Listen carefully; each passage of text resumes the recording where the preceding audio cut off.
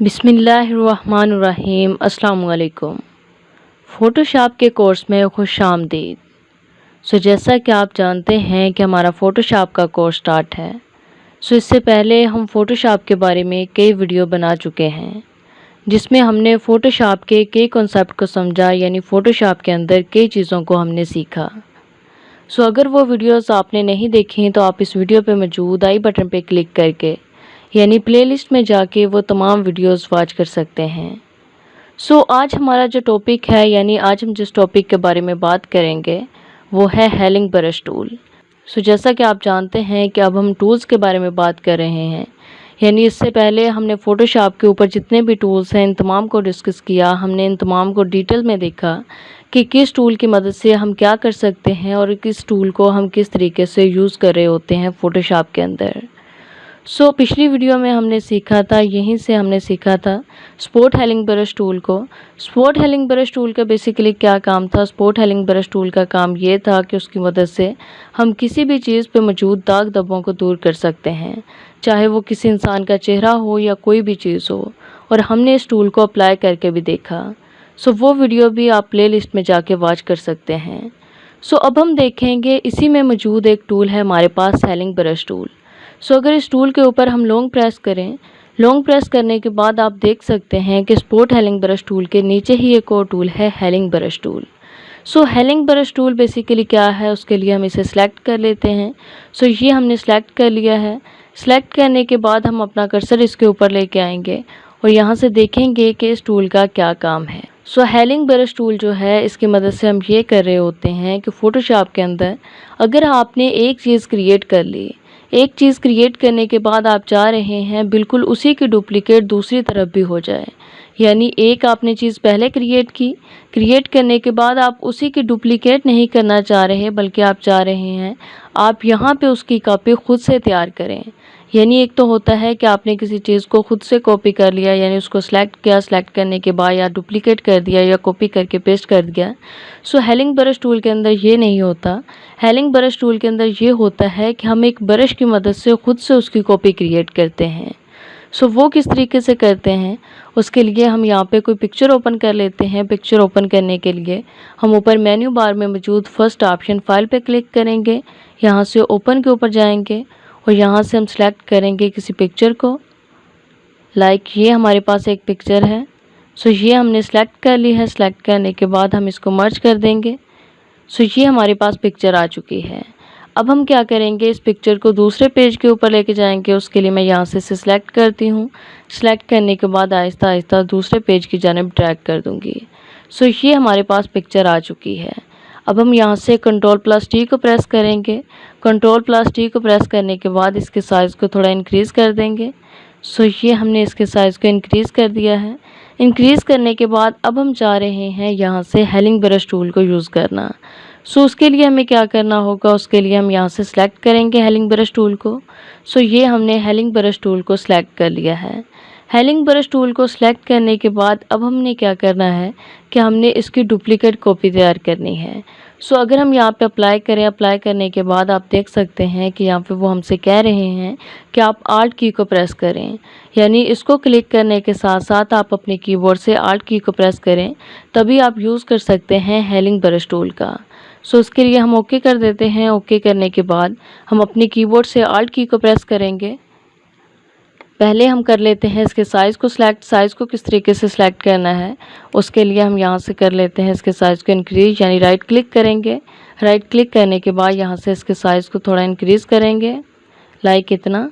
ये हमने कर दिया। करने के बाद अब हम इस पॉइंट से इसकी स्टार्टिंग करेंगे कॉपी करना, यानी हम चाह रहे हैं कि जब हम यहाँ से कॉपी क्रिएट कर रहे हों तो इस पॉइंट से हो। आप यहाँ से किसी भी पॉइंट से इसकी कॉपी क्रिएट कर सकते हैं, लेकिन हम यहाँ से चाह रहे हैं। कर्सर रखने के बाद हम यहाँ से अपने कीबोर्ड से आल्ट की को प्रेस करेंगे। ये हमने आल्ट की को प्रेस किया। आल्ट की को प्रेस करने के बाद अब आप देख सकते हैं कि हमारा जो कर्सर है, जब हम उसे मूव कर रहे हैं तो उसके अंदर ये वाली कॉपी आ रही है, यानी जिस जगह पे आके हमने आल्ट की को प्रेस किया था वो इसके अंदर आ रहा है। अब हमने क्या करना है, हम सिंपली यहाँ पे आके क्लिक करेंगे। ये मैंने क्लिक कर दिया है।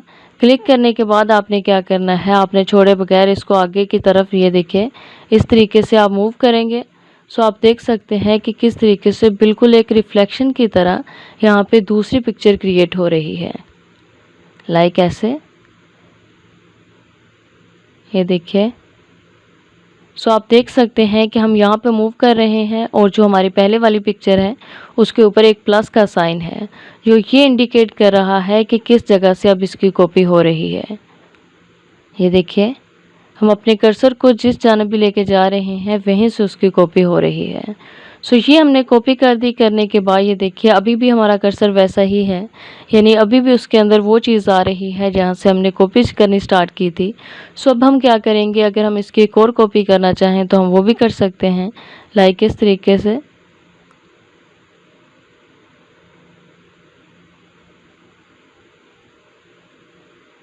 ये देखिए, इसके पीछे की जानिब यानी एक रिफ्लेक्शन की तरह हमने यहाँ पे भी एक कॉपी क्रिएट कर दी है।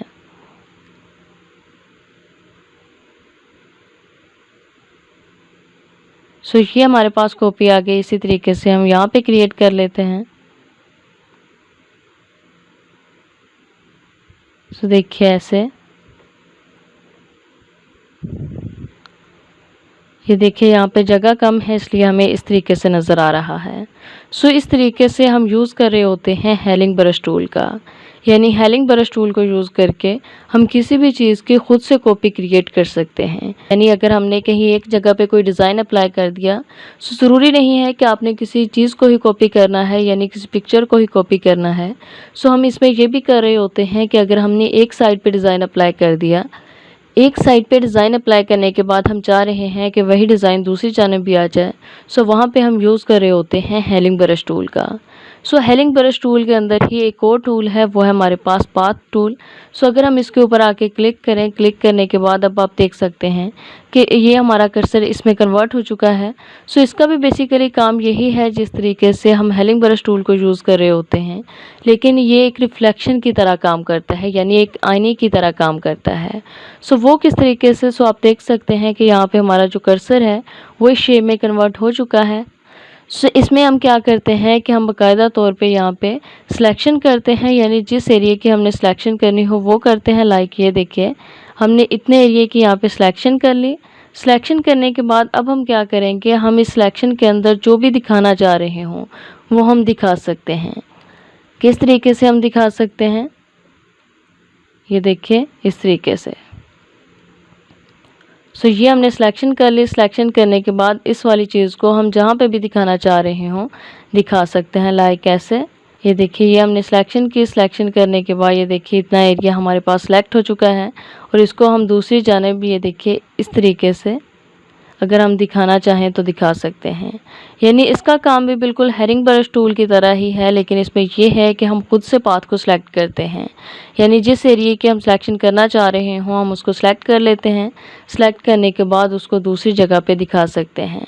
जबकि जो हमारे पास हेलिंग ब्रश टूल था, हेलिंग ब्रश टूल की मदद से हम ये करते हैं कि हम उसको सिलेक्ट कर लेते हैं अपनी चीज़ को, यानी जहाँ से हम कॉपी करना चाह रहे हों वहाँ पे जाके आल्ट की को प्रेस करते हैं और उसके बाद कहीं पे भी उसकी कॉपी तैयार कर सकते हैं। सो आई होप कि ये वीडियो आपको अच्छी लगी होगी। अगर इससे रिलेटेड आपका कोई क्वेश्चन हो या कहीं से किसी चीज़ की समझ ना आई हो, सो आप कमेंट सेक्शन में टाइप करके हमसे पूछ सकते हैं। Thanks for watching, best of luck.